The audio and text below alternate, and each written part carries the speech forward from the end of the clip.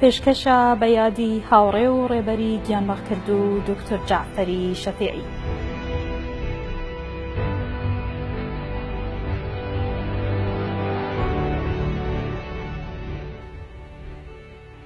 هاوڕێ بگەڕێوە، هاوڕێ بگەڕێوە گۆچانی خۆر هەڵگرە، تۆ غروری داگیرسانی شەوی ڕێگا و پڕ لە تاسەی کانی و مانگی.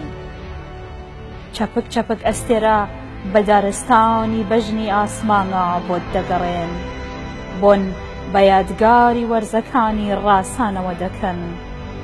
زۆر کۆن نییە پرچی بەیان مێوژە ڕێگای ڕەزە هەوار و چاوی بریسکەی هەزار کانی چاوەڕوان بوو.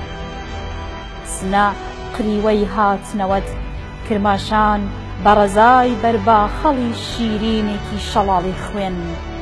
بگەڕێوە هاوڕێ بگەڕێوە، چاوی بەفر بزەی هەتاو گەڵای پاییز، گشت خەرمانەکانی هاوین چاوەڕوانی هاتنەوەن. بگەڕێوە تا مانا چرۆ بکات، عاشقترین بەرد سەنگەرت بێت.